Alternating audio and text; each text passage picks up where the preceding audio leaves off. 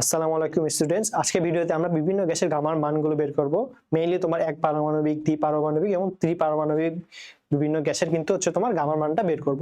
তো প্রথমে আমরা জানতে হবে কি যে গামার মান নির্ণয় করার ক্ষেত্রে সবচেয়ে বেশি যেটা জানতে হবে যেটা মোলার গ্যাস ধ্রুবক, সেটা কোনটা থেকে কোনটা বিয়োগ করলে হয়, সেটা হচ্ছে তোমার সিপি মাইনাস সিভি সমান সমান কিন্তু আর। তো সিপিটা কি? সিপিটা হচ্ছে তোমার স্থির চাপে মোলার গ্যাস ধ্রুবক, আর সিভিটা হচ্ছে তোমার স্থির আয়তনে মোলার গ্যাস ধ্রুবক। তো দেখো সেক্ষেত্রে আপনি বুঝতে পারছি সিপিটা কিন্তু সিভির থেকে অলওয়েজ বড় হচ্ছে। তো স্বাভাবিকভাবে সকল গ্যাসের ক্ষেত্রে আমরা জাস্ট যদি সিভির মানটা জানি তাহলে কিন্তু আমরা সিপির মানটা অটোমেটিক বের করতে পারবো। তো এক পারমাণবিকের ক্ষেত্রে যদি আমরা ধরি তাহলে সেক্ষেত্রে কিন্তু হচ্ছে আমরা পাচ্ছি সিভির মানটা কত পাবো, সেটা হচ্ছে আমার 3/2r। এটা যদি আমরা পাই তাহলে সিপির মানটা আমরা কত পাচ্ছি, এর সাথে আরটা যোগ করলে কত হবে 5/2r। তাহলে এটা হচ্ছে তোমার সিপি। তাহলে এখন এক পারমাণবিক গ্যাসের ক্ষেত্রে হচ্ছে তোমার গামার মানটা কত হবে, গামার মানটা হবে তোমার যদি আরটা আমরা বাদ দিই তাহলে 5/2/3/2, তার মানে এখানে 2 কাটা যাচ্ছে, তার মানে 5/3। 5/3 মানে কত হয় 1.67। তাহলে এক পারমাণবিক গ্যাসের ক্ষেত্রে আমরা গামার মানটা কত পাচ্ছি 1.67। এরপরে আমরা আসি দ্বিপারমাণবিকের ক্ষেত্রে।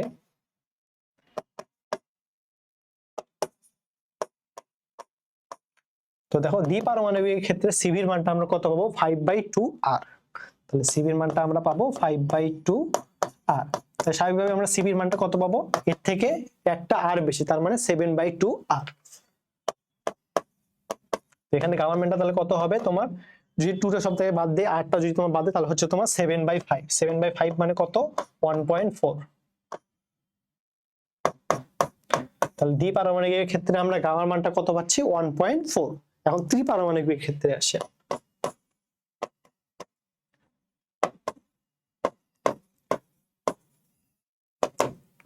আচ্ছা, দ্বিপারমাণবিকের ক্ষেত্রে একটু তোমার সিভির মানটা কত হবে, সিভির মানটা হবে তোমার 3r। আর সিপির মানটা তাহলে কত হবে, সিপির মানটা হবে একটা আর যদি আমরা বেশি যোগ করি 4r হচ্ছে। তাহলে দ্বিপারমাণবিকের ক্ষেত্রে আমরা গামার মানটা কত পাবো 4/3, তার মানে কত হচ্ছে 1.33। আচ্ছা, তাহলে এক পারমাণবিক, দ্বিপারমাণবিক এটা আমরা জানি। ত্রিপারমাণবিকের ক্ষেত্রে হচ্ছে তোমার 3টে উদাহরণ দেওয়া আছে বইয়ে। এই 3টে উদাহরণ আমার একটু জানা লাগবে। কেন জানা লাগবে আমরা পরে বলতেছি। তো ত্রিপারমাণবিকের উদাহরণগুলো কি কি দেখো, কার্বন ডাই অক্সাইড, ইথেন এবং হচ্ছে তোমার অ্যামোনিয়া। এখন এটা কেন বললাম, কারণ ওই প্যারার লাস্টে একটা কথা বলা আছে, যদি বহু পারমাণবিক গ্যাস হয় সেক্ষেত্রে হচ্ছে তোমার গামা মানটা কত হবে 1.3 থেকে 1.1 মধ্যে হবে। বহু পারমাণবিক যদি হয়, বহু পারমাণবিক হলে কিন্তু গামার মানটা কত হবে 1.3 থেকে 1.11 এর মধ্যে।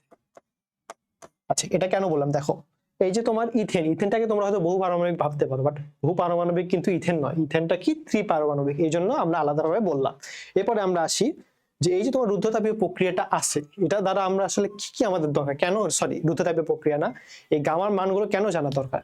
প্রথমে লাগবে হচ্ছে তোমার গ্যাসের রুদ্ধতাপীয় প্রক্রিয়া যেটা আছে সেটা হচ্ছে তোমার মানে আলোচনা করার জন্য লাগবে। তার প্রথম ক্রাইটেরিয়াটা কি, গ্যাসের রুদ্ধতাপীয় প্রক্রিয়া।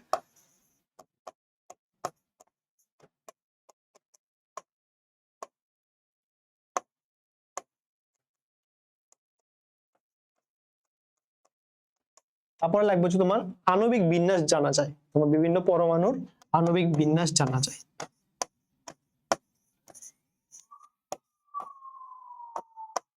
এবং লাস্টে যেটা লাগবে সেটা হচ্ছে তোমার রুদ্ধতাপীয় প্রক্রিয়ায় হচ্ছে তোমার শব্দের বেগটা জানা যায়, গ্যাসীয় প্রক্রিয়ায় শব্দের বেগটা জানা যায়।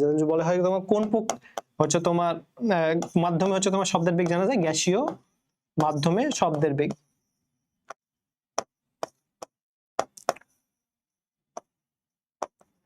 তো এখানে দেখছো যদি তোমার 4টা অপশনে ইয়া থাকে তাহলে কিন্তু এখান থেকে খুব সহজে প্রশ্ন চলে আসতে পারো।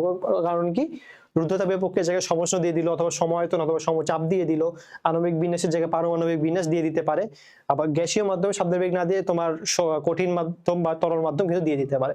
তো আশা করি তোমার সবাই কনসেপ্টটা ক্লিয়ার হয়েছে তোমার বিভিন্ন গ্যাসের গামার মানটা নির্ণয়ের ক্ষেত্রে। তো সবাইকে অসংখ্য ধন্যবাদ। আসসালামু আলাইকুম।